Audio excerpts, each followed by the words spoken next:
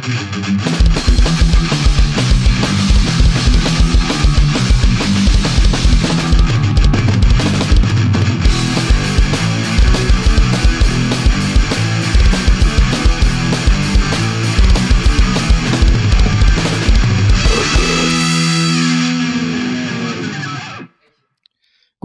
brothers and sisters.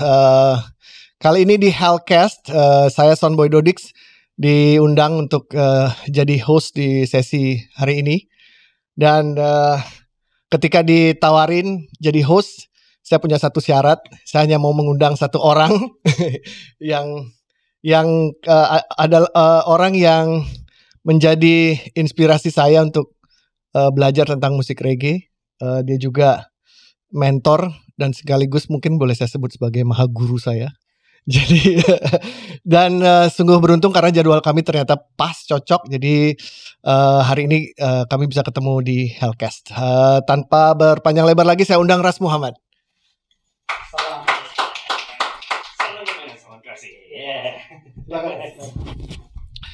Ya, Beli Dodi, apa kabar? Lama gak ketemu. 2 tahun. Hampir 2 tahun. 2 tahun gak ketemu. Ketemu tahun kemarin tapi lewat live Instagram. Ketemu di live Instagram. Dan ini sebenarnya jadi tukeran ya. Karena aku orang Jawa yang pindah ke Bali. Dan saya orang Bali yang pindah ke Jawa. Terima kasih banyak. Terima kasih. Buat Hellcast hari ini saya yang seperti tadi saya sampaikan ingin bertanya yang hal-hal yang lebih personal. Artinya sebagai seorang murid nggak banyak sebenarnya saya tahu latar belakang gitu ya. Personalnya kayak apa? Ukuran sepatu gitu. Boleh juga. Kalau t-shirt udah tahu. Oke, kita mulai dengan ada beberapa yang nanya sama saya. Ras Muhammad itu dari mana sih? Dari mana? Maksudnya I don't know, lahir di mana? Itu jelas. Itu sudah jelas. Lahir di mana, kemudian domisili atau orang tua berasal dari mana kayak gitu. Lahir di Jakarta. Ibunda itu orang Jawa. Jawa Tengah. Jawa Tengah. Semarang ya. Dan almarhum bapakku itu orang Sunda, Jawa Barat, tapi ada keturunan Turki. Oh, ada gitu. Makanya banyak orang sangka saya ada keturunan Persia atau apa gitu. Persia ya atau apa ya gitu. Tapi tetap ya. Ada beberapa ada beberapa yang bilang seperti itu, ada kayak Timur Tengah gitu ya. Timur Tengah. Sekarang lebih banyak di mana berarti? Di Bali. Iya, lebih banyak di Bali. Udah 2021 ini alhamdulillah sudah jalan 6 tahun tinggal di Bali. Itu udah 6 tahun. Lumayan lama nggak terasa. Kayaknya persis pertukarannya itu. Saya juga 5 tahun di Jawa. 5 tahun di Jawa sekarang. Semarang berarti ya. Iya, Ibu Semarang. Makanya di lagu Salam ada bahasa Jawa juga. Ada bahasa Jawa juga. Tapi berbahasa Jawa pasti. Kalau bahasa Jawa ngoko, yaitu Jawa yang kasar. Pergaulan gitu ya, bahasa Jawa pergaulan. Tapi kalau kromo inggil, kamu dong aku. Bingung bahasa wayang itu. Hah? Iya sih. Ya canggihnya kalau budaya Indonesia itu banyak bahasanya dan walaupun satu bahasa itu ada bahasa-bahasa ya? tingkatan lagi. Bali juga kan ya? Iya sama. Bali juga itu. Ada yang halus gitu. Ya, ada yang halus. Dan itu totally different, emang beda banget itu, keren banget sih. Cuma ada beberapa bahasa-bahasa yang kata-kata yang bahasa Bali dari bahasa Jawa. Dari bahasa Jawa. Iya, dan kadang-kadang ada juga yang kata sama tapi artinya beda. Artinya beda. Atau di Bali halus, bahasa Jawa justru kasar gitu, kayak gitu. Kalau bahasa Bali seng tidak kan ya? Sing. Oke. Sing ken enggak apa-apa. Oke. No worries. Kalau bahasa Jawa seng kan yang. Iya, ini sing itu yang. Seng endi. Yang mana gitu. Yang mana ya. Oke, bagaimana ceritanya bisa ke musik? Karena setahu saya latar belakang orang tua nggak ada musik ya? Nggak ada musik. Ibu duta besar dulu ya? Ibu ya. Duta besar dulu. Diplomat sebenarnya. Diplomat. Okay. Ya. Terakhir di Hongaria di Budapest. Nah, ya. itu baru pertama kali sebagai dubes. Sebelumnya bertugasnya sebagai diplomat. Dubesnya terakhir di Budapest itu. Terus kalau almarhum ayah awalnya sempat menjadi arsitek. Tapi karena berhubung pas itu ibunda penempatan pertama di Wina, Austria, ayah ikut keluarga, jadinya fokusnya ke akupunktur, otodidak tapi. Nah itu dia, kan nggak ada Iya, musik. nggak Gimana musik. ceritanya? Awalnya itu gimana? Awalnya gimana ya? Orang tua itu semuanya pecinta musik, tapi mereka bukan emang fokusnya untuk kreativitas ya. Jadi mereka memang sering udah ya dengerin musik di rumah dan selainnya itu. Tapi aku bener-bener menyukai atau juga mendapat identitas di dalam musik itu pada saat album Nirvana Nevermind. Itu tahun berapa ya? 91 deh kalau nggak salah. Iya, 91 itu. Iya, 91. Itu kaset pertama yang aku... Nevermind berarti Smells Like Teen Spirit ya? Iya, Smells Like Teen Spirit. 92 kayaknya, 92 93 lebih agak kesini. Saya ingat karena waktu itu saya dengerinnya waktu kerja di kapal pesiar. Gitu. Lagi ke apa namanya yang toko kaset yang paling toko CD yang gede yang udah sekarang udah nggak ada itu. Tower Records. Tower Records. Ya, pas di Tower Records itu ada klipnya. Wah, ini gila banget. Nah, terus lalu. Ya, aku justru dapet album Nirvana Nevermind itu karena penasaran. Kok ini ada foto bayi bugil, ini apaan ya? Akhirnya patungan sama sepupu. Ya, pasang ini bugil juga. Ya, awalnya dari situ sih. Iya, klipnya ada di MTV terus, ingat saya itu. MTV terus. Iya. Dan itu di mana? Waktu di mana? Di Indonesia. Di Indonesia. Di Indonesia. Jakarta waktu itu ya? Iya, Jakarta. Oke. Jadi Terus mungkin musik-musik yang pertama itu di luar reggae sih jatuhnya. Iya. Identitas musikku ini itu dari album Nirvana Nevermind, album Metallica yang Black Album, dan juga Public Enemy yang Fear of a Black Planet gitu. Nah, yang cukup menarik ya pada tahun 93 pas pindah ke New York karena ibunda ada pendapatan situ di New York, Amerika Serikat. Nirvana baru ngeluarin album yang In Utero-nya tahun 93 dan juga ada grup hip hop namanya Wu-Tang. Itu buat saya ya jatuh cinta sekali karena mereka itu menggabungkan kultur hip hop dengan kultur kungfu, kultur perfilman kungfu. Nah, jadi kan jadi kayak ya biasa nonton film kayak Jet Li sama Jackie Chan, nonton kayak ini keren banget ya. Ternyata emang tertariknya awalnya dari situ. Dari situ mulai emang benar-benar ya bukan fokus untuk musik sih, tapi emang mulai cinta dengan musik. Dan ya mungkin kurun waktu sekitar berapa bulan kemudian ada juga sepupu yang sering dengerin mixtape dan awalnya dengarnya ini musiknya kayak ini rap ya, bukan bahasanya aku juga nggak ngerti gitu. Ya ternyata itu lagunya ya dancehall toastingnya orang toastingnya. Dan itu salah satu lagu pertama yang aku sangat jatuh cinta itu sampai sekarang ya, Buju Banton Champion, Walk Like a Champion, Talk Like a Champion, What a Piece of Body Girl Come. Cari sendiri karena tadinya saya ngomong sama produsernya kalau nanti di insert lagunya bisa nggak bisa karena ada copyright. Gitu. Jadi Champion dari Buju Banton ya. Mungkin ditaruh subtext-nya aja ya. Buju Banton Champion. Oke, itu lagu pertama ya. Lagu pertama. Dance itu kan yang sangat dance sampai sekarang sangat dance banget. Big tune. Big tune. Oke, terus dari situ terus kemana? Soalnya bisa main gitar. Iya. Itu belajar di mana? Maksudnya dari Indonesia apa waktu pas di New York. Oke. Kenapa main gitar? Awalnya itu sebenarnya mainnya drum dulu. Awalnya main drum. Wah, jering bayar nih.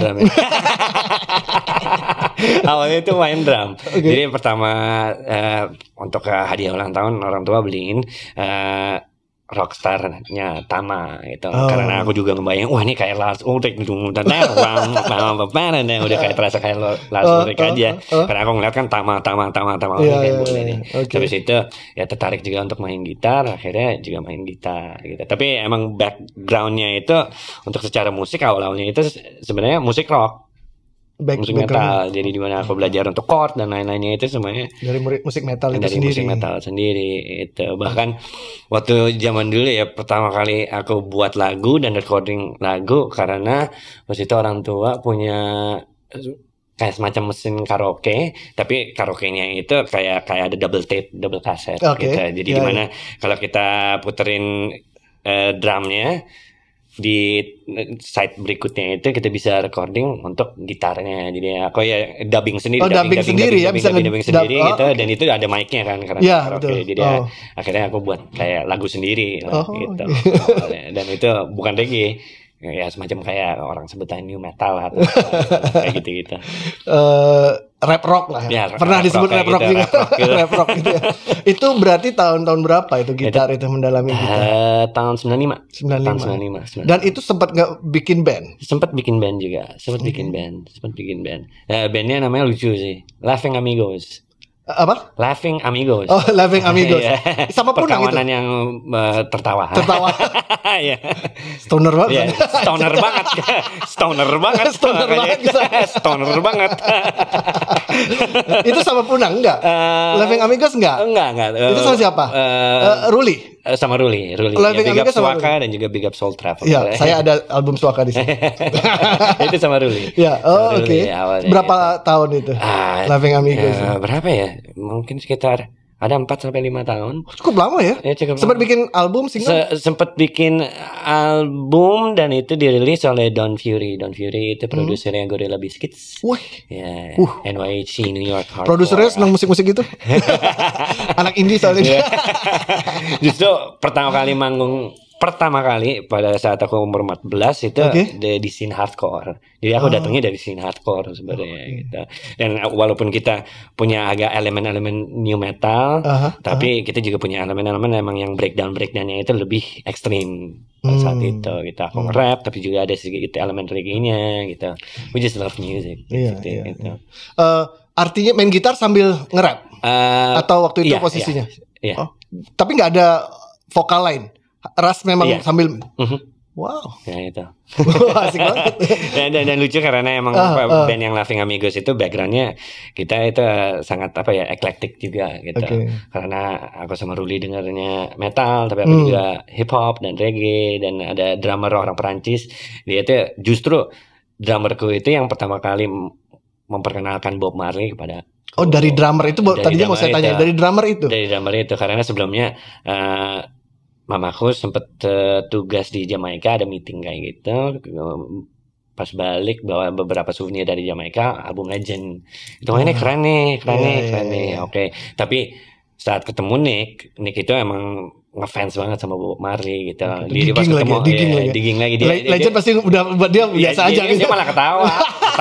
Oh, suka Bob Marley gitu. Album yang mana? Ya gitu. Album Legend starter pack banget. Ketawain gitu. Dia nanya kayak, "Oh, nah, suka Bob Marley, suka album mana? Legend." Gitu. Dia langsung bahkan itu bukan album. Itu bukan album kali gitu. Ini kompilasi nih, dengerin gitu. Dan album apa itu? Natty Dread. Dan yang benar-benar jatuh cinta dan mungkin openly conscious, open my mind, itu lagu Dembeliful. Ternyata kayak wah ini gokil juga ya. Kita mulai mendalami dari situ. Jadi awalnya emang sudah menyukai musiknya, tapi baru mendalami kulturnya dari drummer ya berarti ya influence-nya. Saya selama ini berpikir bahwa karena di New York kan banyak orang imigran Jamaika ya. Saya pikir hangout sama orang Jamaika terus kenanya di situ. Saya pikir gitu. Oke. Berarti, nah kalau tadi bilang eclectic sekali bandnya, ada metalnya, ada rapnya. Iya. Ada reggae-nya masuk? Ada reggae. Berarti kayak apa? Jadi kayak ngebayanginnya kayak Raging Against the Machine, Bad Brains, Deftones, sedikit kayak Bad Brains, dan juga sedikit kayak 311, tapi lebih keras. Lebih ekstrim. Ya, ada kayak breakdown beatsnya atau nggak beatdown ya gitulah. Beatdown instrumental breaks yang mana emang moshing gitulah. Dan itu pas Laughing Amigos itu sudah mulai dread.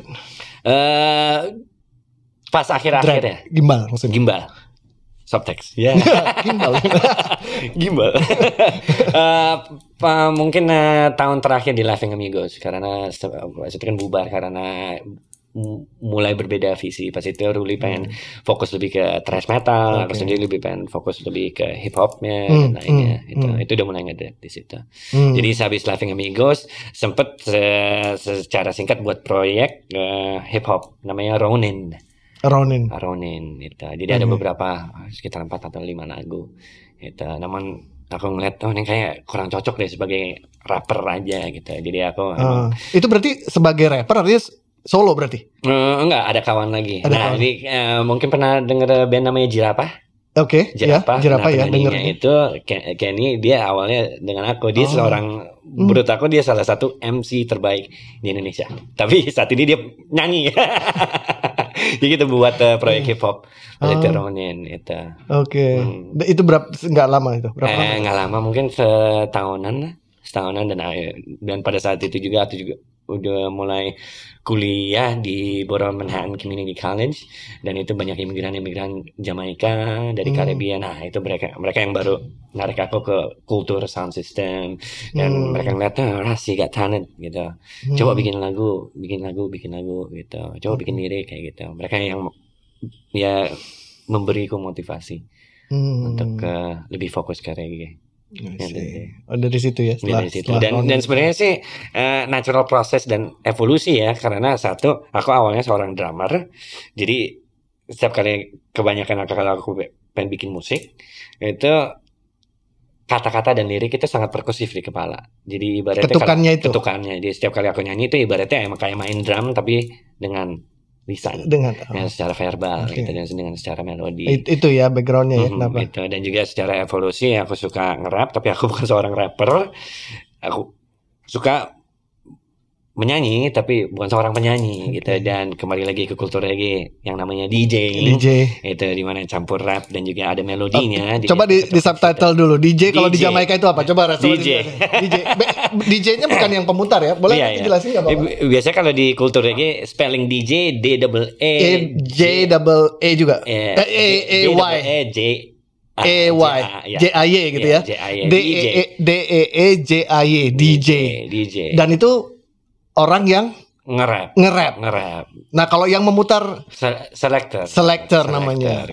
Jadi seleksi atau memilih menyeleksi ya. Memilih instrumentalnya. Karena dia bilang katanya DJ singkatan dari disc jockey seorang yang itu yang modern terminologi ya. Iya, terminologi modern itu ya, yang DJ disc jockey itu. Disc jockey, ya. Sementara kalau kultur Jamaika, kultur reggae juga mengambilnya sebagai jockey ya, seseorang yang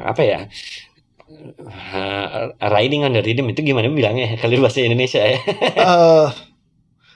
Bernyanyi di atas musiknya gitu kan maksudnya? Bernyanyi di atas musiknya kayak di atas gitu. Seorang joki di dalam disknya itu, makanya dipanggilnya DJ. Disc jockey juga maksudnya dikenal, tapi bukan pemutarnya sendiri ya? Bukan pemutarnya sendiri. Dan itu kalau di kultur awalnya orang yang sama atau ada sound system itu, maksudnya ada yang cuman khusus muternya aja, satunya MC-nya aja gitu kalau kultur awalnya sih orang yang sama sih. Aku lupa siapa yang orang yang sama, tapi itu emang gara-gara kalau evolusi di kultur musik Jamaika, musik Jamaika itu pada tahun sekitar mungkin akhir 50-an sama awal 60-an banyak live music kan. Playernya itu pemain ya instrumen, dan setiap kali mereka kalau ada party pasti mereka harus break kan. Pas breaknya itu orang ini ngapain nih, pada mati gaya gitu. Makanya mereka dapetnya dari sound system, karena sound system nggak ada putus pokoknya sampai semuanya ngedrop lah. Intinya adalah itu. Jadi live music digantikan dengan sound system itu culture itu sendiri. Menarik. Nanti kita ngobrol yang lebih panjang lagi kultur itu. Silakan kopinya. Nah, itu waktu di New York itu pernah ngeluarin album reggae nggak? Pernah. Tahun terakhir sebelum cabut dari New York, judulnya itu Declaration of Truth. Itu sekitar 10 lagu. Yang sempat didengerin secara publik itu lagu Living Babylon, yang lainnya belum pernah dipublis. Oh gitu. Iya. Oh jadi baru bikin aja. Terus Living Babylon itu tapi masuk di album Reggae Ambassador, dan juga kompilasi Indonesian Reggae Revolution yang diproduksi. Oh yang kuning itu ya? Iya yang kuning. Oh itu lagunya ya? Iya. Saya punya albumnya tapi kemarin nggak sempat karena saya pikir saya bawa yang ini aja. Oke. Nah kenapa memutuskan ke Indonesia? Itu pertanyaan penting saya rasa. Salah satunya adalah mungkin secara finance kali ya. Secara finance, dan juga pada saat itu juga terasa kayak udah nggak connect aja dengan ya apa yang terjadi di New York. Udah lumayan jenuh dan bosan, dan juga rindu Indonesia. Karena no matter what, tinggal di New York saya merasa tetap jadi seorang Indonesia di sana gitu. Masih terasa kayak ya stranger aja lah, orang asing di situ. Jadi emang harus balik ke Indonesia.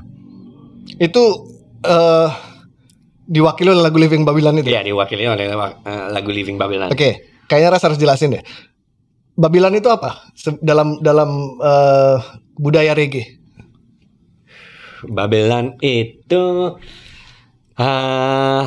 bisa disebut sebuah sistem atau sebuah mindset yang sebenarnya itu adalah ya hipokrit, munafik.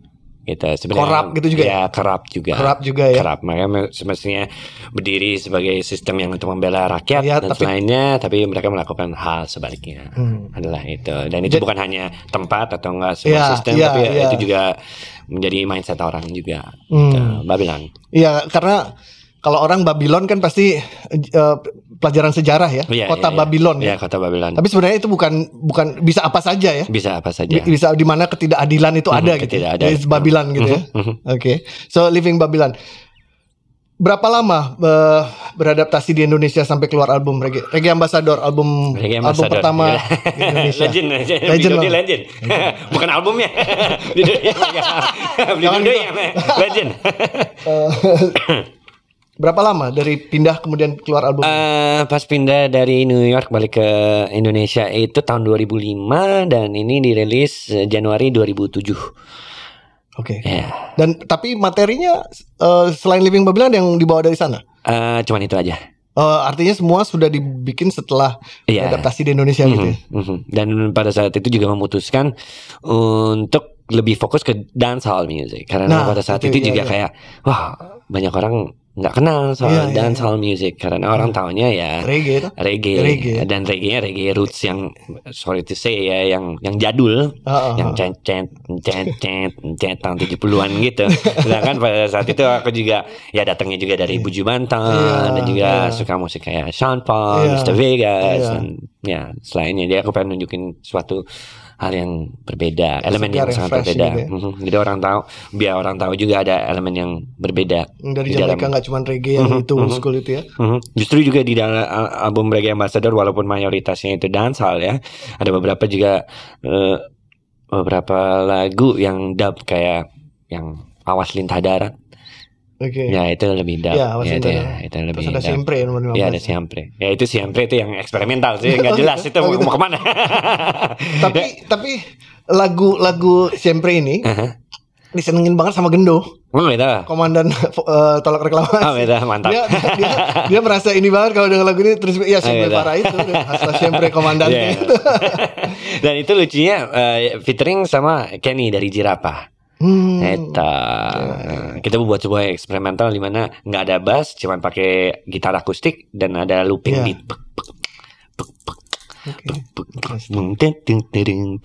Buat yang sebuah eksperimental. Karena aku setiap kali ngeluarin album pengen menunjukkan sesuatu yang oke, kita coba yang beda nih kayak gimana gitu. Jadi bukan hanya reggae atau apa gitu, jadi yang berbeda. Ada nggak yang pernah bilang kalau album Reggae Ambassador ini edukasinya banyak? Ada lumayan banyak ya. Pas ngeluarin Reggae Ambassador itu ya apa ya, pendapat dan opininya itu sangat campur aduk. Bisa sebut kontroversi lah. Kontroversi ini banyak ini anak baru gila banget ya manggilnya sendiri sebagai duta reggae dan gini siapa sih gini gitu kayak gitu. Iya, karena berani sekali. Sebenarnya Reggae Ambassador. Jadi Ras Muhammad baru keluarin album pertama, baru pindah 2 tahun ke Indonesia, langsung menyebut dirinya duta reggae Indonesia. Sapelo. Yes, Sapelo gitu. Biasalah anak muda. Iya. Tapi menurut saya, makanya saya tanya tadi, ada nggak yang menganggap bahwa ini adalah sebuah edukasi? Karena saya sendiri merasa bahwa album ini membuka jalan gitu. Karena kan zaman 2007 ya. 2007 ya. 2007. Rilisnya 2007 ya. Ya berarti sekitar tahun itu. Internet kan belum sekarang ya. Benar nggak ya? Maksudnya saya coba YouTube juga baru-baru banget kan. 2005, 2007 itu YouTube memang baru-baru banget. Nyari info di internet belum seperti sekarang. Saya dengerin ini. Di sini juga ada lagu nanti lihat deh, nanti bisa di-insert lagu ke-6. Judulnya Soundboy. Nama Soundboy Dodix itu datangnya dari album Reggae Ambassador. Ya, karena di sini saya baca, karena di sini kan baca. Iya, ada kosakatanya ya. Apa itu Soundboy itu apa gitu. Dan musiknya catchy sekali kan. Catchy sekali karena Dulu pernah ada Billboard chart itu namanya Ragamuffin, tapi isinya kayak yang Sean Paul, Shaggy yang gitu-gitu. Dan saya ingat banget musiknya yang gitu kan. Itu dance sekali gitu. Dan ketika dengerin Soundboy ini kok familiar ya, maksudnya rhythmnya itu, beatnya itu familiar sekali. Dan lalu saya baca gitu. Nah terus ada satu lagi yang sampai sekarang musik reggae ini. Itu semua yang Ras sebutin itu saya beli CD-nya dari Amazon. Dari Amazon Karena waktu itu Anthony B. Iya. Bukan hanya Bob Marley saja yang nyanyikan reggae, ada juga gimana? Ada yang bernama Sizzla, Anthony B. Mereka penyanyi dari Bobo Shanti dan sang legenda Jacob Killamilla. Iya kan? Jacob Killamilla ini siapa gitu? Saya cari coba masih Wikipedia yang masih terbatas gitu. Itu saya beli semua sih. Dan itu seperti yang Ras bilang kan, bahwa musik reggae itu nggak cuma sampai di Bob Marley Legend aja gitu. Dari situ juga dan inspirasi untuk belajar jadi selector itu dari lagu Soundboy itu. Karena asik banget gitu. Dari situ saya juga belajar pakai controller. Diajarin sama temen yang DJ house malah. Cuman belajar teknisnya aja gimana cara memutarnya gitu. Tapi kemudian koleksinya ya reggae dan itu. Aku awalnya itu yang pasti ajak kawan-kawan pada saat di New York ya, untuk ke sound system gitu sangat gimana ya, sangat menarik sekali karena waktu dulu kan CDJ kan masih jarang kan ya. Tahun 2002-an gitu. Jadi emang sebenarnya itu final semua kan. Plat semua. Dan mereka tuh sering mainin dub plate, tapi dub plate itu masih benar-benar final. Dan ada lupa pas itu selektornya siapa. Tapi ngelihat ada salah satu kawannya dia tuh jadi kayak bodyguard untuk finalnya. Karena untuk ngejagain kompetisinya biar nggak ngintip itu nggak diintip atau nggak dihancurin gitu. Jadi dia emang bodyguardnya emang bener-bener di sebelah crate-nya itu dia ngomong, jagain gitu. Jagain ini orang tuh tegang amat nih orang. Dan memang sak gitu, preman gitu. Iya, preman gitu, gede badannya gitu, tegang. Dan semua orang kan pada lagi happy. Ini kan paling tegang. Tanya siapa ada yang dia jagain crate-nya gitu. Karena mungkin ada kompetisi yang nggak suka bisa nyolong finalnya, rare final yang langka-langka atau ngancurin gitu. Wah, ini permainannya asik juga nih. Makanya itu aku juga yang aku alamin kayak di Brooklyn, aku coba coba ekspresikan itu melalui lagu Soundboy yang aku alamin gitu, kayak Sound Clash. Iya, Sound Clash. Iya, itu lirik-liriknya juga isinya semua knowledge gitu, pengetahuan semua gitu, apa yang namanya Sound Clash. Oke, tadi ngomong dubplate. Apa sih dubplate itu? Dubplate untuk secara singkat, jadi kalau di kultur reggae yang namanya sound system itu adalah unit sound system yang terdiri oleh seorang selector dan juga ada DJ-nya atau sebagai shouter atau enggak sebagai toasternya ya. Dan biasanya dubplate itu dijadikan semacam kayak eksklusif jingle untuk sound system itu dan eksklusif jingle itu dari seorang artis yang mungkin sangat legendaris, katakanlah Bounty Killer, Beenie Man, Ninja Man atau siapapun itu. Dan lagu-lagunya itu lagu yang hits yang lirik-liriknya itu dipelintir untuk nge-big up, untuk membesarkan nama sound system, menghormati sound system itu ya. Itu. Dan dubplate-nya itu ada yang sebutnya itu ada yang friendly dub, yang emang dubnya itu emang untuk dipasang buat orang-orang party aja. Ini keren nih. Tapi ada juga yang ada killer sound dub yang untuk sound killer dub itu untuk perang ibaratnya. Itu kalau ada kompetisi. Sound Clash itu. Sound Clash itu. Jadi mirip kayak hip hop. Kalau hip hop kan ada DJ battle atau enggak turntable battle. Mereka kan battlingnya itu secara teknik scratching atau mungkin jugglingnya kalau untuk hip hop ya. Tapi kalau di reggae sendiri ya kembali lagi battling untuk sound clash-nya itu kembali untuk dari dubplate-nya itu sendiri. Jadi kayak misalnya lagu yang terkenal lah ya, Shaggy lah, lagunya Shaggy ya. Bombastic lah misalnya. Produsernya taunya Bombastic. Jadi pakai contoh Bombastic. Jadi lagu Bombastic terus di liriknya diganti untuk memuji sound system. Misalnya lagu Bombastic tapi liriknya tentang Rhythm Killer Sound System. Iya, Rhythm Killer Sound System. Dan itu beli Dodi. dan itu dari Rhythm Killer. Okay, This is Protege representing for Soundboy the Dixon. We say Chief Rocker, you know, we say we play what we want to play. Now I like it, you like it. Woo, woo. Hey, Rhythm Killer Sound System. Whoa, them a criminal, dance all criminal. Gila. So, jadi gitu. Jadi kalau orang sound class atau DJ battle di reggae itu ya ngadu dubplate itu sendiri. Dan itu bisa jadi rare. Kayak misalnya saya pernah baca di mana ya, Jimmy Cliff itu nggak pernah mau bikin dubplate. Dia cuma katanya yang ngomong siapa? Mighty Crown. Di seluruh dunia cuma ada dua sound system yang dibuatin sama Jimmy Cliff. Siapa? Mighty Crown dan satu lagi ada gitu. Oh gitu. Iya. Itu nggak artinya harus memang dia saling menghormati gitu mau dibikinin. Tapi kalau yang lain bisa beli ya, kayak merchandise itu ya, kayak merchandise ya, kayak bisa beli atau enggak kalau emang kenal artisnya secara langsung, kadang-kadang artisnya ya udah deh dibikin aja, buatin aja untuk secara gratis gitu. Ya berarti ada Jimmy Cliff. Katanya juga Burning Spear juga salah satu yang nggak mau, dan juga Bob Marley, walaupun ada juga beberapa siapa Kilimanjaro Sound atau apa deh kalau nggak salah pernah bikinin, dan juga Sir Rodigan juga punya dubnya Bob Marley. Oh ya? Iya. Sebelum Dia beliau tuh kalau ngeluarin dubplate-nya Bob Marley kalau kepepet. Kalau sunglass, kalau pepet, wah ini kehabisan lagu ya dikeluarin Bob Marley. Udah, wah gila, ada dewa tiarap semua, udah nyerah semua. Oh, ada satu yang saya pernah coba mau minta tanya dubplate, Hempress Sativa. Dia bilang aku nggak bikin dubplate, tapi if I'm in the studio and I'm in a good mood, I may make one for you. Katanya gitu, tapi sampai sekarang gitu. Hempress Sativa nggak mau. Dia agak jarang ya, baru tahu ya. Iya, dia nggak ada. Nah kalau yang mahal itu dubplate, karena dubplate bisa dibeli juga ya. Artinya kalau memang nggak secara komersil ya, bisa dibeli gitu, dan bisa dipesan mau ngomong apa, liriknya apa gitu, kayak Rhythm Killer Sound System punya dubplate dari Protege. Protege itu gila tuh.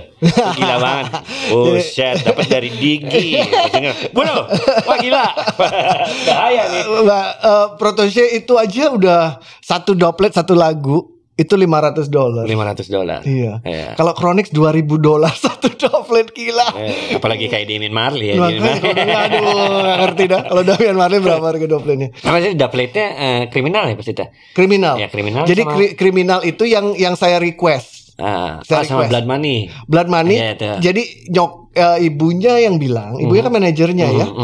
Ibunya Protege itu manajernya, dia bilang I'm really sorry, dubplate kamu lama sekali dikirimnya, sebagai ucapan permintaan maaf saya kirimin ekstra satu. Gitu. Keren. Terus ya udah lah ya, Protege udah. Nama ibunya Lorna Bennett ya. Lorna Bennett ya. Lorna Bennett. Dia kan sempat menjadi salah satu superstar rocksteady kan nih. Lorna Bennett. Iya, Lorna Bennett. Jadi memang dia singer, berarti penyanyi ya. Singer. Jadi untuk secara industri Jamaika udah tahu gitu. Makanya untuk kalau anak-anak yang benar-benar fokus sama ska dan rocksteady di saat Protege keluar, anak-anak komunitas kayak Skinhead Train, ini anaknya Lorna Bennett gitu. Orang pada ngomong gitu. Ya. Anak legend nih gitu. Udah punya inilah ya, maksudnya aksesnya udah lebih mudah. Tapi kan memang style Protege juga beda banget. Beda banget sih. Cara dia bernyanyi lah ya, sebut bernyanyi lah, antara toasting sama nyanyi jadi satu semua dan eklektik banget gitu maksudnya. Beli Dodi sendiri pertama dengerin Protege gimana kesannya? Saya sih pertama dengerinnya itu yang ada yang satu Sky itu apa judulnya, yang dia naik Vespa itu pakai blazer biru. Answer by your name deh. Itu pertama denger itu kan. Terus kayaknya saya sempat tanya Ras, Protege siapa? Terus Ras rekomend dengerin Who Knows itu Chronix gila tuh. Dari situ terus baru beli digital albumnya. Nyangkutnya sama Kriminal, tapi Kriminal ya. Iya. Kriminal. Nyangkutnya sama Kriminal itu karena Ras bilang Redeem Killa Sound System, The Dancehall Criminal. Jadi kayak yang Criminal. Ini nyambung banget kan. Dancehall Criminal dia bilang gitu. Jadi liriknya juga dia terus nyanyinya juga jadi gampang gitu karena ini rimanya cocok pas banget. Aku awalnya kalau Protege awal pertama kali denger itu nggak suka karena I didn't get it. Aku awalnya dengerin ini aneh banget ya. Gitu dia musiknya awalnya itu dub reggae tapi kayak agak nge-rap MC dan suaranya monoton gitu. Iya, benar. Gimana tapi lama-lama didengerin oke, malah suaranya emang gayanya dia emang monoton dan cool gitu ngomongnya. Dia cara ngomongnya juga kayak gitu juga. Asli ngomongnya gitu. Pernah ketemu berarti? Pernah ketemu. Dia ngomongnya emang kayak gitu juga, kayak di lagu banget gitu. Ngomongnya kayak ngejazz banget dia cool banget. Emang ngomongnya kayak gitu. Oh ternyata emang orangnya kayak gini gitu. Makanya dia nyanyinya monoton gitu. Tapi kalau dibedah liriknya itu emang dia tuh gila sih, seorang jenius. Nah itu saya baru nanya. Saya baru mau nanya itu karena saya kan nggak terlalu paham patois ya bahasa Jamaika sedikit banget. Saya kira ras lebih. Secara lirik berarti dia kuat memang. Iya, kuat banget karena alhamdulillah pada saat itu 2016 sempat datang ke pembedahan lirik Ancient Future-nya dia. Ancient Future. Iya, di UI, University of West Indies. Itu di kampus. Itu di Jamaika. Di Kingston. Ras datang waktu itu. Iya, datang dan itu takjub juga karena itu ya berbagai departemen dari kampus itu mahasiswa-mahasiswi datang dan benar-benar di drill Protege. What do you mean by this time? Maksudmu apa ini? Mereka benar ngulik berarti ya? Ngulik banget. Ini kayak emang benar-benar dikulik. Mereka ngulik banget. Maksudmu apa ini? Maksudnya ini. Dan itu sekitar 3,5 jam dia ngebahas Ancient Future per lagu. Dan dia ngebahasnya itu kadang-kadang mungkin satu kalimat dia bisa ngebahasnya 15 menit. Itu berarti ini sinting juga ya nih Protege ngomongin soal album. Biasanya kan kalau mungkin ngebahas album oke lah ngebahasnya ini udah gitu doang. Gitu. Lagunya tentang apa sih ini? Tapi mereka emang bener-bener kayak mikroskop kayak ilmuwan banget nih maksudnya apa ya ini maksudnya jurusan jurnalistik jangan-jangan gitu. Kayak gitu mungkin atau malah tugas dari dosennya. Kamu harus ada satu orang minimal satu pertanyaan kalau nggak nilainya tapi memang ya lirik ya kekuatannya lirik. Kayak apa ya di lagu Kriminal apa dibilang you see the sunrise when the sun arise itu gila sih. Lihatlah putra bangkit di saat matahari bangkit atau enggak dibalikin lihatlah matahari bangkit dan putra bangkit. You see the sunrise when the sun arise. Itu kayak bambu. Pas dengar kayak wah gila sih, gila. Kayak gitu. Dia emang wordplay-nya itu permainan kata-katanya semuanya itu metaforanya, simbolismenya itu emang dia kayak aku pernah bilang kamu tuh kayak Shakespeare sih. Kayak Shakespeare modern day Shakespeare banget. Modern day Shakespeare. Tapi kayak karirnya itu nggak pernah kelihatan dulu terus tiba-tiba keluar gitu ya? Iya gitu kan? Tiba-tiba langsung keluar gitu. Ngedekem terus kayaknya. Itu karena ya mungkin di saat itu juga media juga memanggil sebuah movement di Jamaika pada saat itu di mana Protege ada dan Protege juga nge-support kawan-kawannya. Media manggilnya langsung Reggae Revival. Jadi dia secara de facto mungkin dilihat sebagai jenderalnya Reggae Revival. Oh dia gitu. Ya, gitu. Dan orang-orang itu yang selain dia itu yang di barisan itu siapa? Ya, Chronix, Kabaka Pyramid, Janine, Dre Island, Jesse Royal. Itu. Dan sekarang dia juga ada yang baru-baru kan Laila Aike sama Savannah sama satu lagi Coffee tentunya. Coffee ya, dengerin Coffee. Yoi, sambil ngopi dengerin Coffee. Ditemani sama Toast. Lagunya Toast. Namanya Coffee, lagunya Toast. Jadi pas banget. Tapi emang musical genius ya. Musical genius Protege. Ya. Kalau dibandingkan liriknya Kabaka Pyramid. Lebih politis atau gimana? Bedanya di mana? Kalau Kabaka Pyramid itu dia lebih politis. Lebih politik. Dia lebih politik dan juga bisa disebut metafisika. Dia sangat terinspirasi oleh Ancient Egypt, Mesir kuno, kayak Ankara kayak gitu-gitu. Itu. Kalau Protege itu dia lebih personal sih. Mungkin salah satu artis reggae yang dia seorang rastaman tapi dia ngeliat gue nih nggak preachy. I'm not perfect.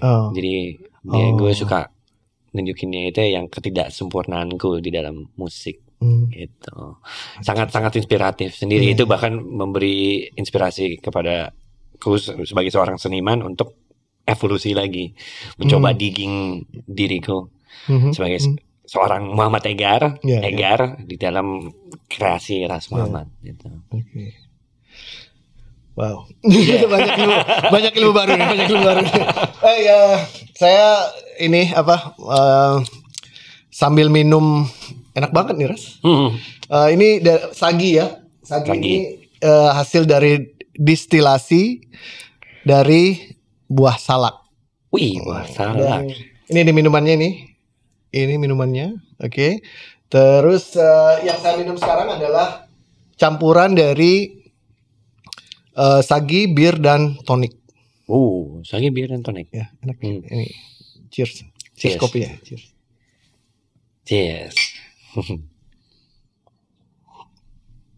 Oke, kita lanjut ya.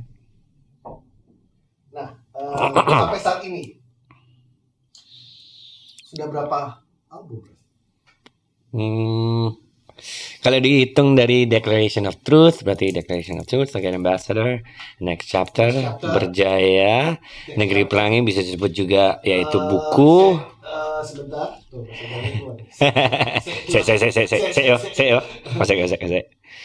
Next Chapter 2009. Ya. Kemudian Berjaya 2012.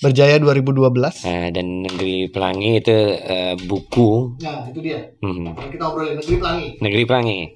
Bukunya Negeri Pelangi. Terus ada bonus CD ya, single dan juga ada mixtape-nya. Dengan kolaborasi dengan Mas Tony Q Rastafari. Ya. Bukunya Balik Air udah gak punya, kayaknya kemarin ada yang borong. Oh gitu, alhamdulillah. Baca book berapa, 5 atau 10 gitu. Nah, bukunya tentang apa?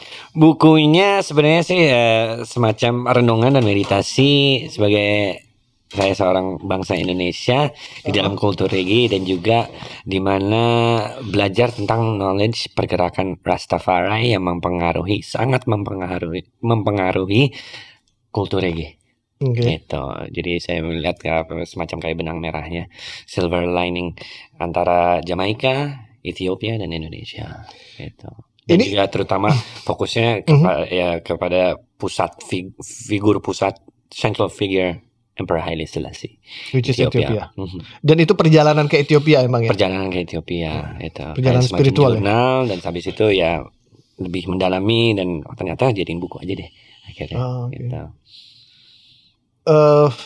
Kenapa memilih maksudnya ke Ethiopia itu? Karena memang pengen langsung sumbernya gitu. Langsung sumbernya, dan itu juga ada pada saat itu ada undangan oleh Pak Dubes di sana untuk bikin kayak cultural exchange untuk bangun di sana gitu. Dan pada saat itu mamaku bilang, ayo ke sana ya, Ethiopia. Boleh banget, mau banget ya, berangkat. Kayak naik haji. Naik haji musik reggae ke Ethiopia. Selain Jamaika. Justru awalnya ke Ethiopia dulu baru ke Jamaika. Gitu. Jadi itu dibukukan ya? Iya, dibukukan. Dan Negeri Pelangi itu juga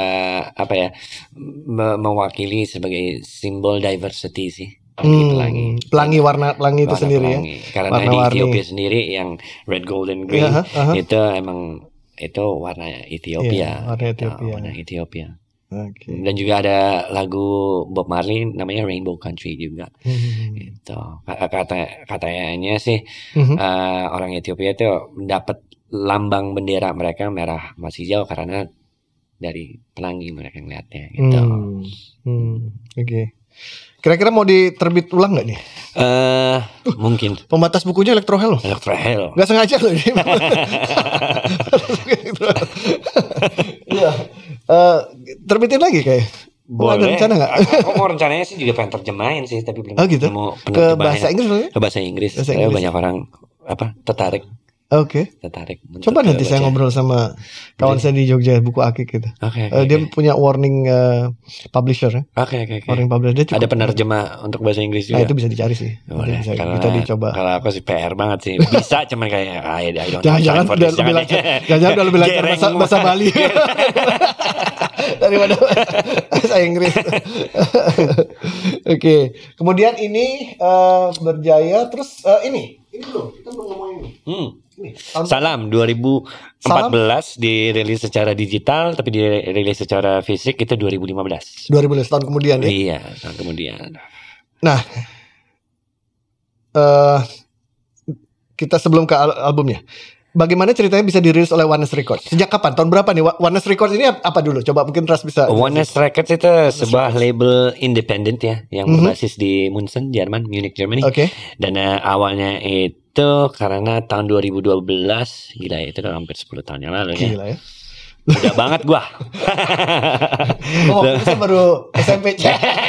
Waktu itu saya masih SD. Ya.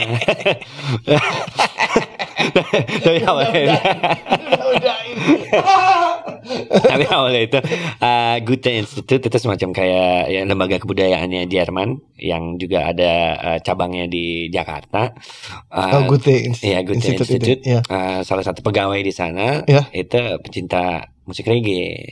Gitu. Dan dia pengen menggabungkan passion dia reggae musik dengan pekerjaan profesinya dia. Gitu. Jadi dia saat ini mengundang seorang artis dari München, Jerman namanya Uwe K.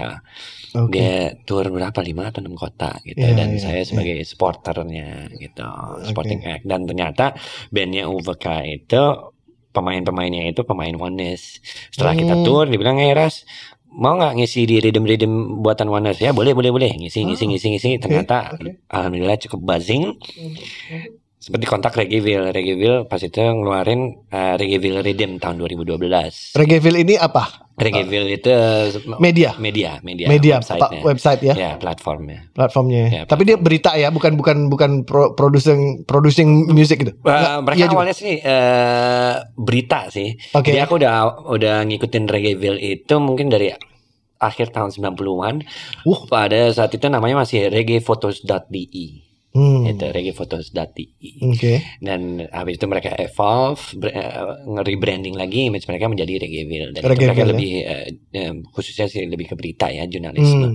Yang mungkin nge-review album dan selainnya. Reggaeville.com itu ya sekarang. Reggaeville.com ya. Dan tahun 2012 baru pertama kali mereka pengen merilis Rhythm Selection. Jadi ibaratnya satu instrumental, cuman artisnya banyak, dan lagu-lagunya banyak gitu. Rhythm ya. Jadi Rhythm itu instrumental, lalu dipilih penyanyi-penyanyinya. Biasanya menulis lirik sendiri, penyanyinya sendiri menulis liriknya, tapi tetap dengan syarat musiknya itu instrumennya harus itu. Betul. Itu yang namanya Rhythm. Dalam Jamaika itu ada istilah Rhythm. Maksudnya musik reggae ya. Jadi ibaratnya kayak album kompilasi, tapi musiknya sama. Cuman ya jadi beda karena masing-masing punya tema sendiri, konsep lirik sendiri dan selainnya gitu. Dan itu benar-benar dibebasin pada artis awal itu. Dan Rhythm itu kalau buat selector enak banget karena ketukannya sama, jadi nyambungnya nggak kerasa. Flawless banget emangnya. Oke, terus lanjut dari Reggaeville ke Jadi Reggaeville pada saat itu juga ya kita ajak ke Ras Mamat ya untuk gabung dan juga berpartisipasi untuk di Reggaeville Rhythm. Oh ya boleh. Dan ternyata musiknya itu juga diproduksi oleh Oneness Records. Dan Oneness Records gimana ya? Tapi Ras Mamat coba kolaborasi dan kebetulan juga pada saat itu aku lagi baru deket dengan Naphtali. Naphtali ya. Farmerman itu ya. Akhirnya jadinya Farmerman. Kita habis dari Farmerman mereka ngeliat tuh ini buzzingnya Itu sudah Oneness Records. Udah Oneness Records. Dan udah buzzingnya udah alhamdulillah cukup besar. Bilang gimana ya kita buat album? Sikat ya, udah berangkat. Itu akhirnya jadi album Salam. Jadi proses waktunya itu 1,5 tahun lah untuk menggarap semuanya. Ini album Salam ini single lagu Salam ya, terutama ya lagu Salam. Nanti bisa dicek nanti ambil insert boleh Gus di FB saya. Waktu kami tur ke Hamburg, ada orang kulit hitam ketemu sama Erik sama siapa ya? Sama Eka kalau nggak salah. Greetings to all my brother. Salam. Bali, Sola, reklamasi. Ya man. Dia nyanyi lagu salam gitu orang dia. Kalian dari mana? Indonesia gitu. Iya, dia orang Indonesia. Aku tahu lagu ini salam gitu. Keren banget. Karena Oneness Records sendiri ya, base-nya di Jerman ya. Base-nya. Jadi mereka emang sangat independen. mereka bisa disebut bukan mainstream atau Iya. besar, cuman di secara komunitas skena ini sangat dihormati ya. sangat dihormati gitu. Iya. Kayaknya saya pernah lihat deh waktu lagi di situ itu ada flyernya, ada Oneness Records itu salah satu sponsor mungkin gitu, tapi ada di flyernya. Terus waktu itu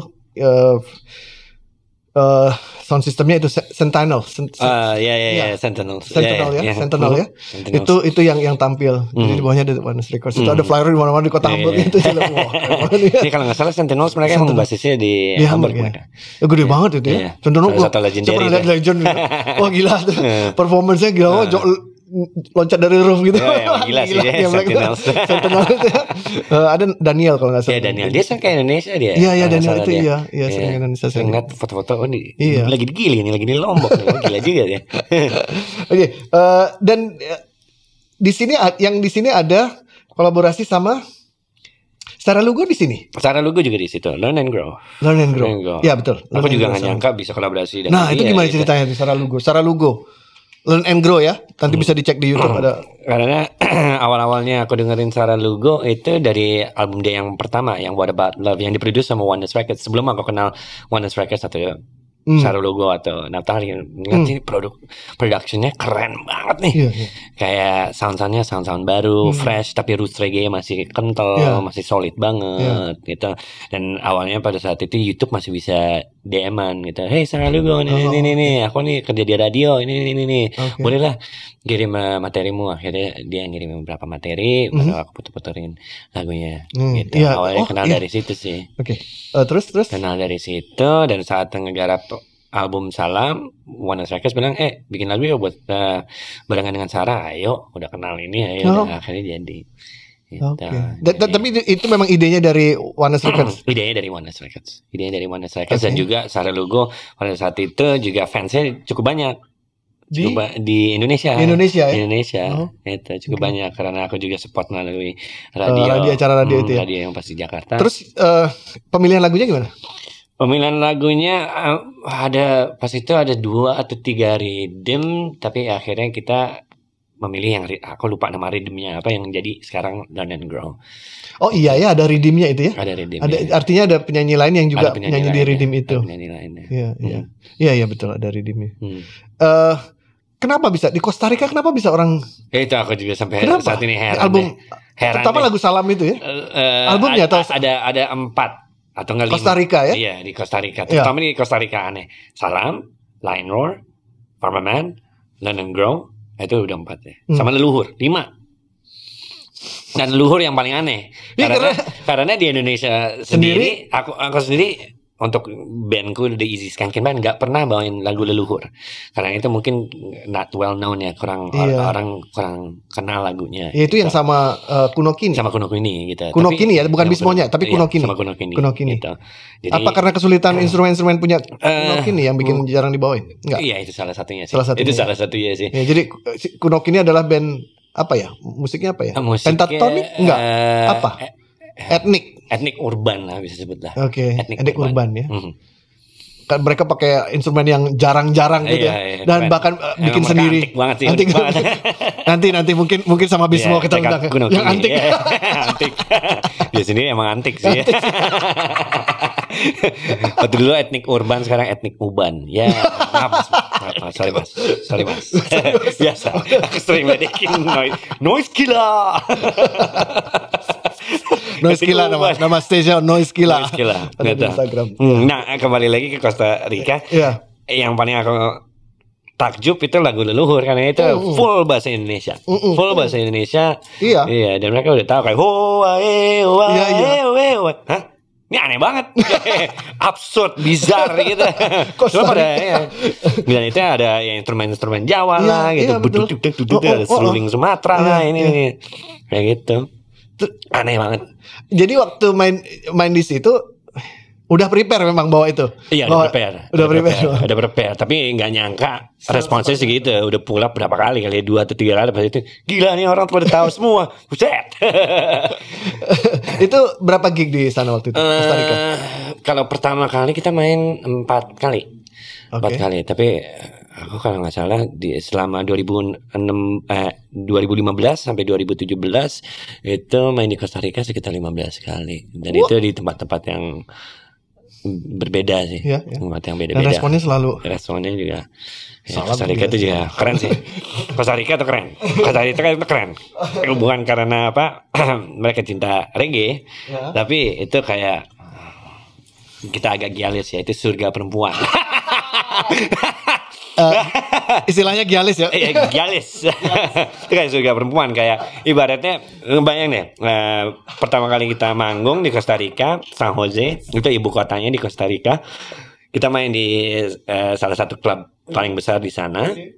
Dan itu ibaratnya kayak orang mau clubbing, bener-bener dress up, kayak perempuan pakai mini dress, high heels banget, tapi mereka mau nonton konser reggae. Kayak, hah?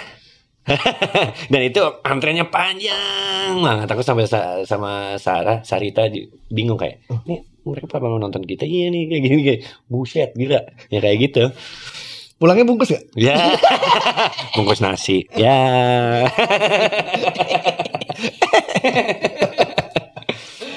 Costa Rica itu salah satu tempat ya. Oh, tadi sempat menyinggung tentang siaran radio. Iya. Nah, berapa lama? Terus gimana ceritanya bisa siaran radio? Kenapa memutuskan siaran radio? Karena pada saat itu ada program radio namanya Jamaican Sound. Di salah satu radio FM di Jakarta. Itu awalnya hostnya itu Mbak Danar dari Soulja. Namun karena kesibukan beliau, jadi beliau lebih fokus untuk musik dan touring.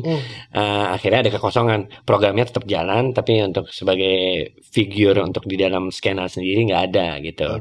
Knowledge-nya kurang dan lainnya. Akhirnya radio itu nawar aku, Ras mau nggak? Boleh kita coba gitu. Dan sangat membantu sih, membantu dalam hal untuk knowledge dan aku secara pribadi untuk artikulasi kata-kataku sebelumnya gitu dengan the smiling voice kayak gitulah. Gitu.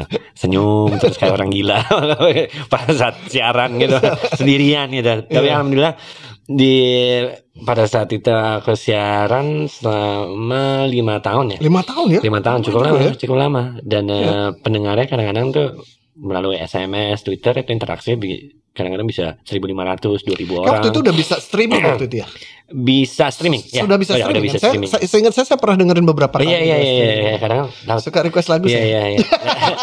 Lewat SMS atau Twitter ya? Twitter ya. Request lagunya lewat Twitter. Waktu itu saya belum pernah ketemu. Oh iya, belum. Oke, siaran radio dari 5 tahun ya. 5 tahun. Terus dan kenapa? Kerennya itu di saat di radio itu mereka pokoknya semua kreatif kontrol di aku. Jadi aku bisa puterin lagu apapun, nggak mikirin soal harus puterin lagu yang ngehits ini nggak. Pokoknya aku mainin kayak Lee Perry, King Tubby, dub, dancehall, semuanya yang paling orang sebut berat, puterin aja. Gitu karena aku pengen lebih fokus ke kulturnya, knowledge-nya. Gitu. Jadi memang playlistnya Ras yang siapin. Tapi juga tetap membuka untuk kalau ada yang request gitu. Iya. Tetap juga. Saya ingat banget tuh. Ras ini Pak. Saya pernah masih ingat sih gitu. Saya pernah masih di screen cap Twitternya. Kalau saya cari kayaknya ada. Jadi saya pernah request lagu. Nah ya. Tebak saya request lagu apa? Lagunya Ras. Laguku. Soundboy. Nah, Run That version. Oh, Run That. Oh iya. Version tapi. Yang version. It's like rough. Iya. Kayak orang mau ngajak berantem gitu. Yang version. Dan itu kalau selecting cukup sering saya putar lagu itu. Oh iya. Cukup sering. Run That version. Tapi yang version ya. Yang version. Berarti di next chapter itu ya. Next chapter. Itu bonus track pada saat itu. Iya dan saya ingat banget waktu itu Ras Muhammad komen, ini saya belum pernah dapat request lagu yang ini. Ya makanya itu berat banget ya Run That version. beli sukanya yang rough gitu ya, like spanking. Yoi, Gialis, top ranking Gialis. Ya. Oke. Lupa. Oke, sekarang terus tadi. Nah, jadi waktu itu saya personal banget ya, karena dulu itu ngikutinnya Twitter gitu. Iya. Tiba-tiba ada kawan Brewers bilang Ras Muhammad mau main di Bali. Iya. tahun berapa ini? Tahun berapa tuh? 2011 ke 2012. 12 ya. Mas Muhammad masih SMP kayaknya waktu itu. Iya, SMP banget. Gitu. Masih gialis. Kurus kerempeng. Ya. belum gialis. Ya, dan saya bilang pokoknya saya harus main, saya bilang gitu. Biar ketemu. Mungkin kalau saya cari di Facebook masih ada fotonya gitu, minta foto sama Muhammad itu. Jadi openingnya itu kayak apa ya, ketemu orangnya langsung, terus bisa sharing stage gitu ya, kayak seneng banget ketemu. Dan pas itu aku juga suka seleksi ya beli Dodi. Saya nih asik juga ya. Karena source-nya sama. Jamaican Sun dari sana. Dan album itu Reggae Ambassador itu semuanya dimainin yang disebutin gitu. Nah, kemudian tadi udah perjalanan Ethiopia. Iya. Lalu Jamaika sekarang. Jamaika. Gimana ceritanya awalnya? Pengen memutuskan saya harus ke Jamaika gitu. Sebenarnya tidak ada keputusan harus ke Jamaika. Jamaika yang alhamdulillah mengundang saya. Nggak nyangka. Karena pada saat itu juga ada media platform yang namanya JamaicansMusic.com pada saat itu. Mereka baru kalau nggak salah tahun 2011an deh. Mereka itu baru launching dan mereka ngontak aku melalui Twitter gitu. Dan bilang, aku nih mau ke Indonesia. Aku kira dia kan orang Eropa atau apa. Oke, boleh kita ngobrol. Pas ketemu dia ternyata dia orang asli Jamaika. I never met a Jamaican in Indonesia. Gak pernah ketemu, jarang banget ketemu orang Jamaica. Jarang banget gitu. Jadi kita ngobrol-ngobrol. Dan dia juga katanya, aku pengen perkenalkan JamaicansMusic.com ke komunitas lagi di Indonesia. Oke, aku juga kerja di radio ya, ngobrol-ngobrol. Ini sempat diundang radio berarti? Iya, sempat diundang radio. Anyways, kita jadi ada hubungan pertemanan gara-gara itu. Nah, si CEO-nya itu namanya Alex Morrissey. Dia juga berkolaborasi dengan Earth Hour semacam kayak setiap tahun, setiap bulan Maret. Mungkin konser kan? Ya konser. Ya, itu secara global ya. Hari Bumi ya. Hari Bumi di mana 1 jam kita matikan listrik. Itu. Nah, untuk Earth Hour tahun 2015 dia pengen ngundang seorang artis dari internasional di luar Jamaika atau nggak di luar Eropa gitu. Dan dia bilang daripada Eropa, coba Asia. Aku kan kenal kamu secara pribadi gitu. Dia sempat datang ke rumahnya dia gitu. Dia langsung dibuka planningnya dia lewat laptop. Habis itu dilihat Chronix. Itu ngobrol di Indonesia betul? Iya, ngobrol di Indonesia di Menteng. Di rumah dia Menteng. Pas dibuka laptopnya dikasih lihat nih kamu ikut ya. Karena yang supportingnya itu Jamaican Tourism Board, Dinas Pariwisata Jamaica. Kamu ikut ya, lihat line up-nya Chronix, Kabaka Pyramid, Protege, Kezamdi, ya kayak. Wah. Gila, ini serius sih. Sepanggung nih gitu. Mati gua. Oh my god. Gila langsung seneng tapi langsung gila ini sosok-sosok inspirasi semua gitu. Ya akhirnya kesana. Dan itu di extend jadinya ya, nggak cuma buat eventnya tapi di extend. Akhirnya berapa lama sih? Sebulan lebih? Sebulan lebih, 5 minggu. Kita shoot Farmerman juga di situ. Di situ bareng kita buat juga dokumenter dengan Mas Punang. Iya. Seru sih. Masih ada bisa dicari di YouTube ya? Masih. Itu nggak nyangka loh.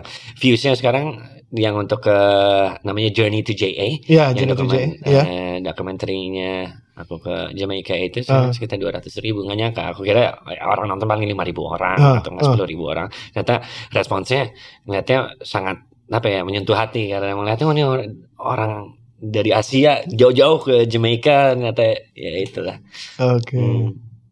Napak tilas dan semacam. Journey to JA ya. Journey to JA tahun 2015. Kalau mau nonton di YouTube. Ini aku sharing yang sangat unik kalau di Jamaika ya. Jadi aku baru tahu saat di Jamaika dan mungkin orang juga akan tahu saat di Jamaika juga. Pada saat itu ada kawan Auntie Lizzie, dia ngundang datang yuk ke itu Weddy Wednesdays. Weddy Wednesday itu salah satu sesi dance hall yang terkenal lah. Jadi banyak orang ghetto, rude boy, rude girl pada datang, pokoknya gangster di sana lah.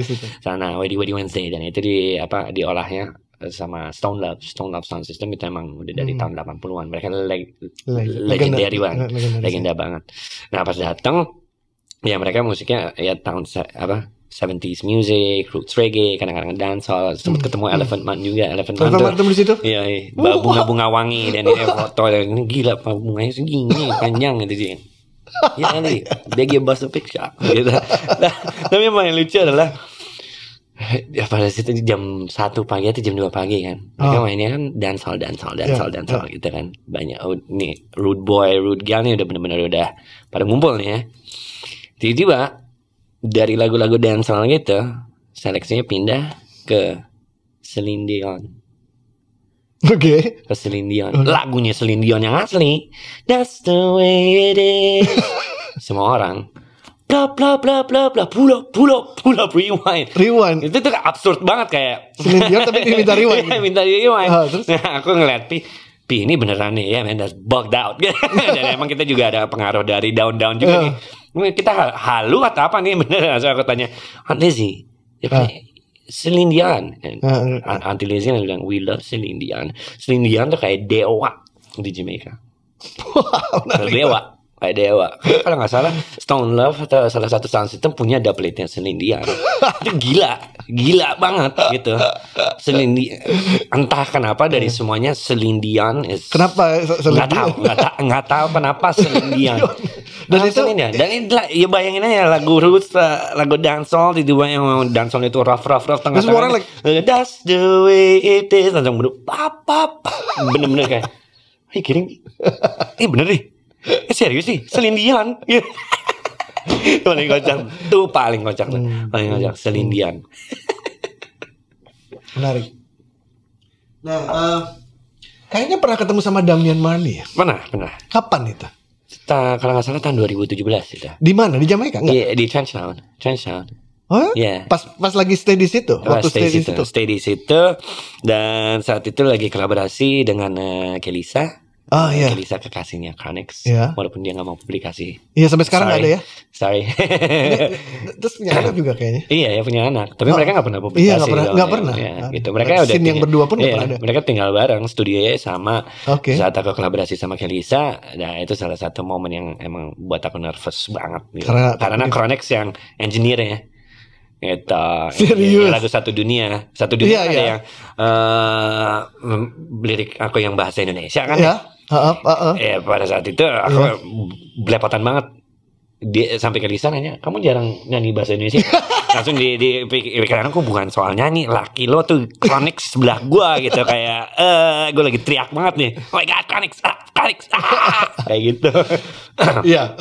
Nah pada saat menggarap lagu yang Satu Dunia. Satu Dunia. Jadi pas itu Kelisa lagi ada manggung juga untuk merayakan ultahnya Bob Marley di Trenchtown gitu. Hey Ras, come with me. Ya oke. Ya kita satu mobil dengan Chronix juga. Chronix menjadi supir ya. Saya ini gila nih. Gila yang depan gue ini Chronix nih. Gila. Mesti gue ada dokumenter di ada banget tapi ya udahlah. Nyampe sana, parkir sana, tiba-tiba keluar jebret Kabaka Pyramid. Sampai situ jebret Jesse Royal gitu, jalan sendiri. Jadi aku sendiri di belakang kayak ini gila nih, I'm walking with the reggae revival. Gila gitu. And we're going backstage di Trenchtown. Pas masuk tiba-tiba ini kerumunan ada apa sih? Ya ada Demi, ada Junior, ada Gong. Ada kawanku dari Jerman. Dia artis dancehall, namanya Trickstar, big up Trickstar. I was like, hey Ras, how you doing? He's like, yeah, I'm a bit nervous. There's Damien there. He said, you want to take a picture? I was like, no. So dia tarik aku tengah-tengah gitu. Hey, itu ketemu Damien, like, muteran langsung. Damian Marley. What's so cool about Jamaica itu kayak kita tuh bisa ketemu artis-artis secara langsung dan bisa nongkrong bareng kayak gitu. Dia mereka santai-santai aja. Gitu. Saya kira kulturnya mungkin sedikit seperti di Bali ya. Maksudnya karena tempatnya kecil ya. Kecil jadi ya bisa tiba-tiba hangout di Orchard sama siapa. Gitu, sama siapa, gitu. Nyantai aja. Sama Ras Muhammad lah. Ya. Asal nggak lagi sibuk nyiapin bungkusan. Nasi uduk. Nasi. Ya. Tanpa nasi tapi sekarang kan tanpa nasi. Lauknya aja ya. Mbak lauknya aja ya.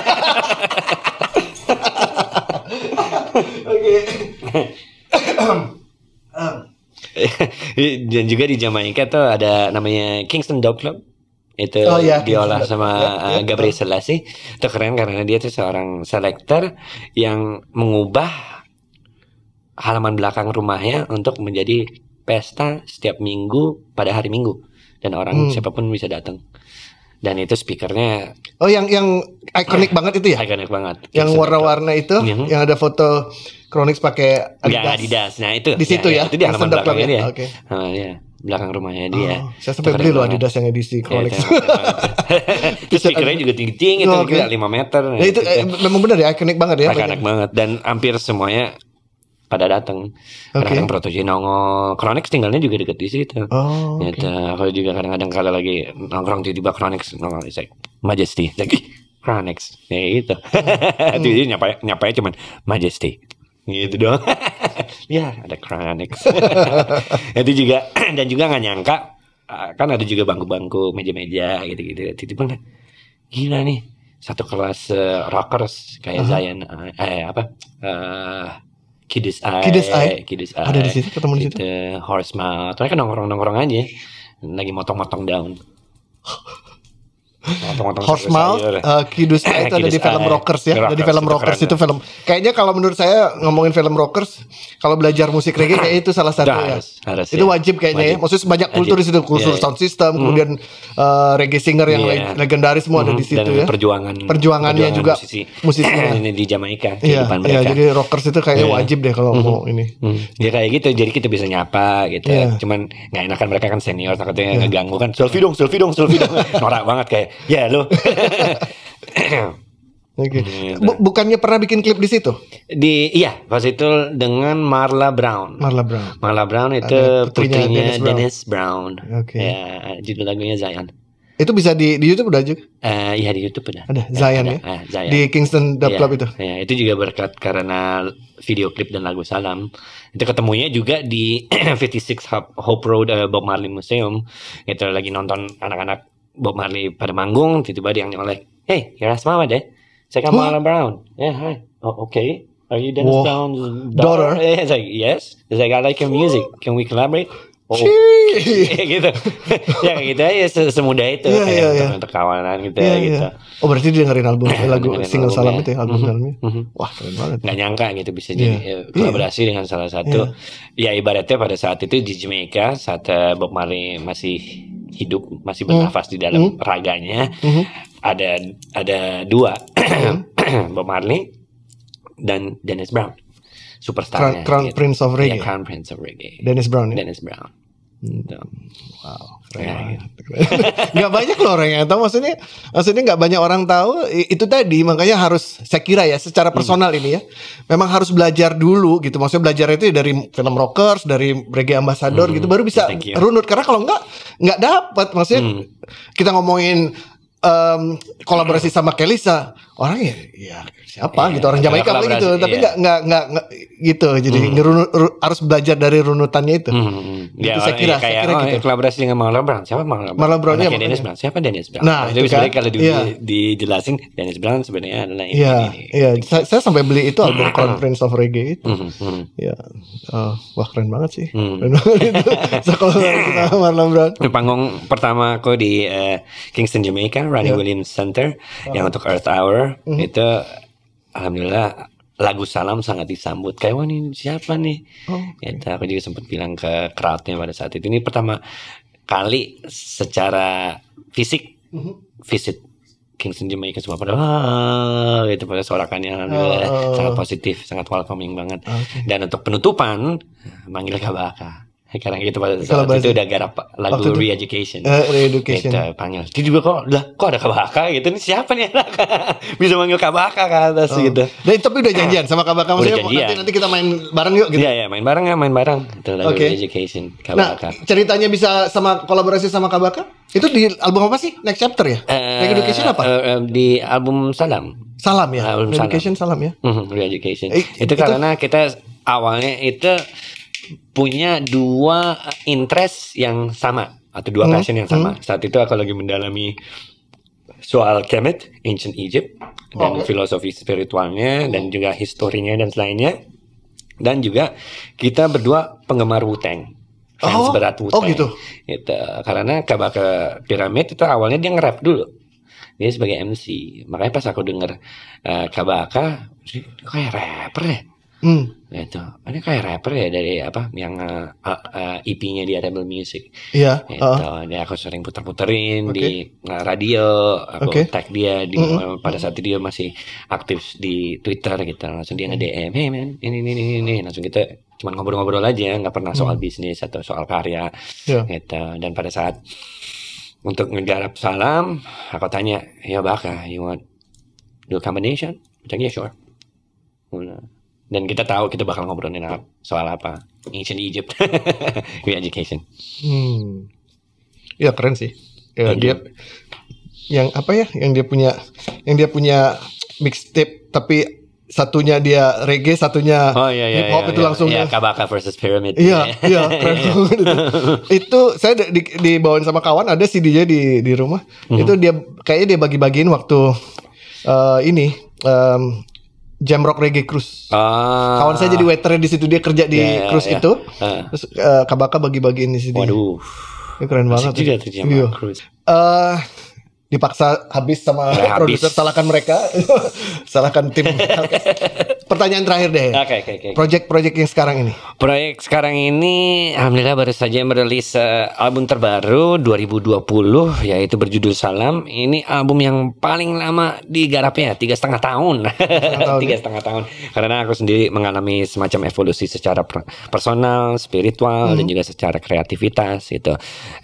Lagu-lagu dari album Satrio ini lebih fokus ke soal personal. Itu sebelumnya itu soal kebudayaan, diversity, soal social values, and justice, dan ya pokoknya broad subject. Kalau ini lebih fokusnya ke secara personal dan intimate. Itu mengalami evolusi karena kembali lagi inspirasi dari Protoje, dari Kingston, Jamaica, di mana aku pengen menyuarakan suaraku sendiri, my own truth, my own kebenaran lah intinya. Dan itu juga akan dilanjutkan ke proyek tahun 2022 yang aku akan rilis 2 EP. Udah dapat judulnya tapi belum mau bocorin nanti. Di situ di luar ini itu. Dan itu juga salah satu visiku untuk menjadi CEO untuk labelku sendiri. Jadi alhamdulillah udah kerjasama dengan Oneness di dalam proyek Salam dan proyek Satrio. Kali ini pen 100% independent. Intinya adalah itu. Aku lebih fokusnya juga bukan hanya tema-tema lirik yang lebih personal dan intimate, tapi juga lebih fokus menunjukkan kapabilitasku di luar Jamaican perspective gitu. Karena saat ini aku lihat kan reggae means freedom.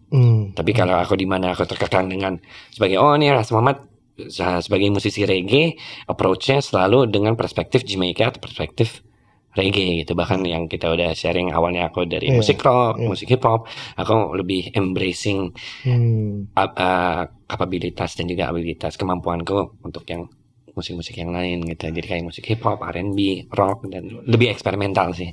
Rilis kapan rencana? Fisik atau digital dulu? Digital dulu. Targetnya bulan Mei 2022 untuk volume 1, volume 2 Oktober 2022. Udah ready volume 1. Materinya udah sekitar 21 lagu saat ini. Udah beda tapi. Terima kasih. Ya, sama-sama. Semoga lancar, semoga sukses. Ya, amin. Terima kasih kembali sudah mau datang ke sini. Ya, sama-sama.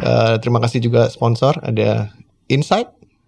Kemudian ada Sagi, dan juga tadi yang membuat kita berdua kenyang Jawa ya tapi ya, Babi Guling Chandra. Terima kasih. Sampai jumpa.